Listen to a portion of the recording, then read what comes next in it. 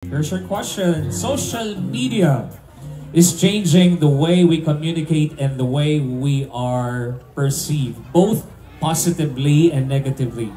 What is your advice to a young girl like you who is a victim of cyberbullying on social media? You may answer in English or in Tagalog, but I have a Tagalog question for this free speech question.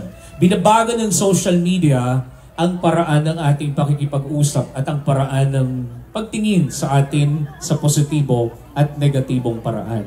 Ano ang payo mo sa isang batang katulad mo na biktima ng cyberbullying sa social media? First of all, I'd like to thank the organization of Binibining Castellano 2025 for giving me the platform to talk about this social issue that is very relevant as of the moment. Personally, I was a victim of cyberbullying, so allow me to offer this speech to the younger Karil who has experienced that. Karil was a young girl who was victimized by cyberbullying, and if I were to give an advice to her, I'd tell her that she is not alone. Cyberbullying can be really painful, both our physical and mental health, and it can really take a toll on that.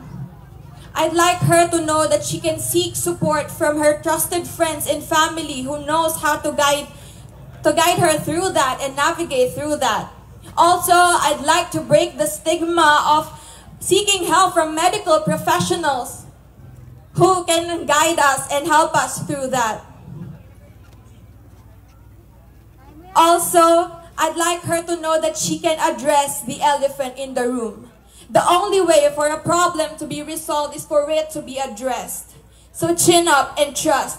And you've got a journey, a long journey way to go. And remember that your mental health matters. Thank you. Good evening. Being one of the candidate of Barangay Castellano 2025 is an opportunity for me to showcase our wit, beauty, confidence, and raising our community collective voice to our youth, to the young girls and the youth, to our community. Remember, your worth is not defined by likes and comments. Instead, let's block the hate and embrace love. And it's now the right time to speak our rights. This is the right time to fight against the abusive. This is the right time to stand and to be a voice for those who abuse. Report harassment, seek support, and shine bright. As a future educator, I stand with you tonight. There was no place for cyberbullying. We are all brother and sister in Christ. We love one another. Again, speak, fight, and stand against cyberbullying. Good evening, Barangay Castellano! Ang maipapayo ko po sa mga katulad kong minor, dalaga, ganyan.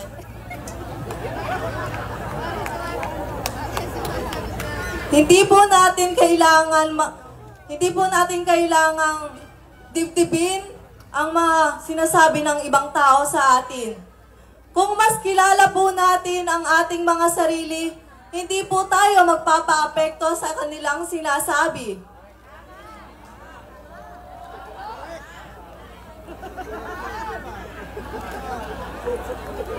Naman, nawawala tuloy sa gusto ko.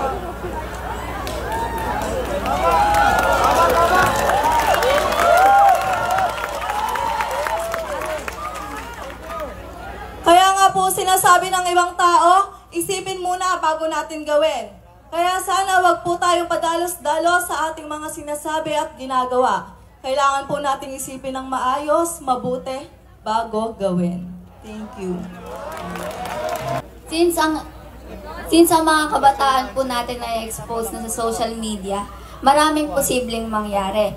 Cyberbullying should not be normalized. As a cyberbullying victim myself, it will never be easy. Sa una, hindi mo siya iisipin pero hindi mo namamalayan na naaapektuhan ka na pala.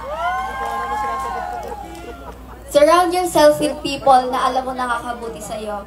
Kasi at the end of the day, mas pipiliin mo yung positivity na makukuha mo sa ibang taong nasa paligid mo kaysa sa negativity na makukuha mo sa mga taong pilit bumababa sa'yo.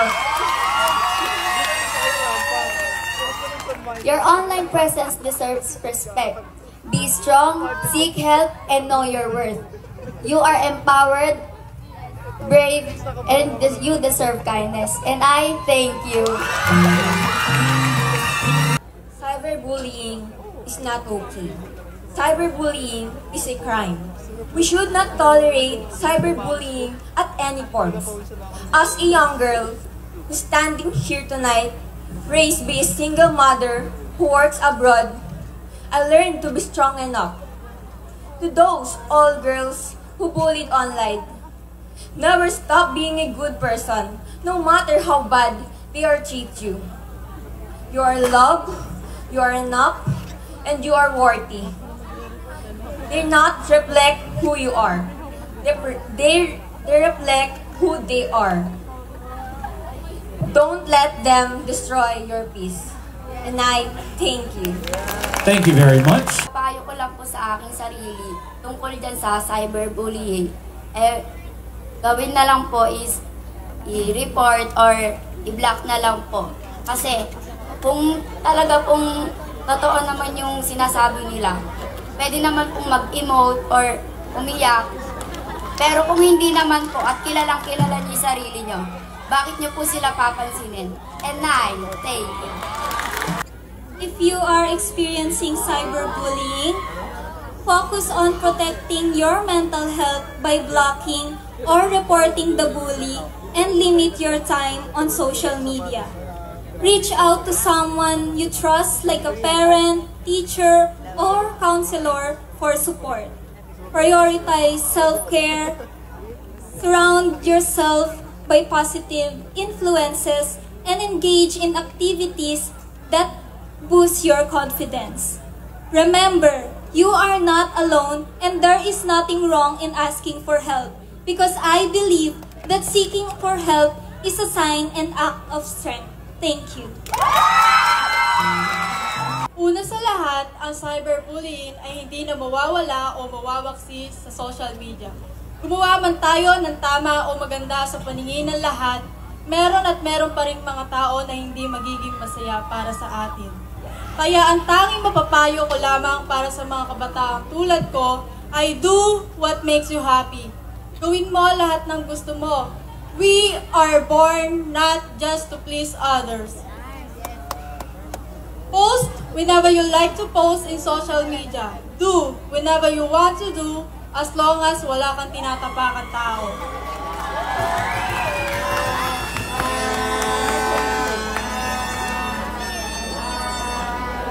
Always remember, there is a Republic Act of 10627, Anti-Bullying Act of 2013, which implement anti-bullying policies that extend to committed to the use of social media.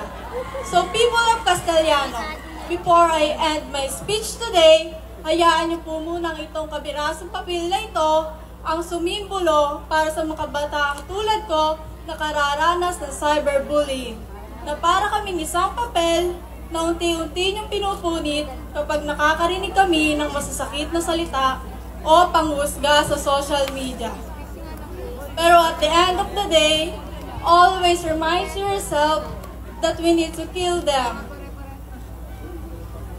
with kindness. Thank you!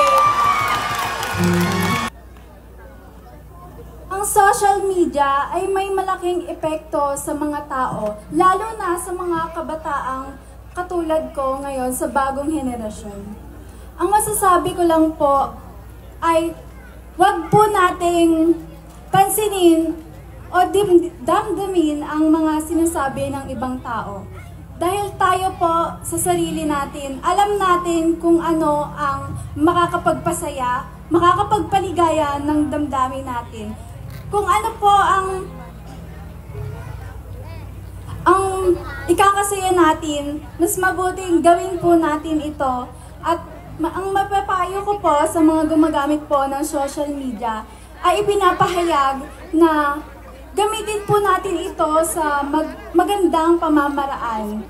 At wag po nating gamitin ito sa kung saan makakasakit po tayo ng ibang tao. At naniniwala po ako na kahit anong sabihin ng ibang tao, tayo po ang nakakakilala at nakakaalam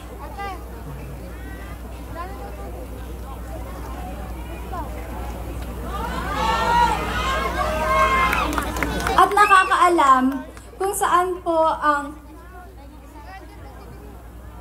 kaligayahan ng kalooban natin. At ang sinabi po ni Pia Wiersbach, think before you click. Maraming salamat po. Maraming salamat, candidate number 10. Muli po nating palakpakan ng mga kandidata.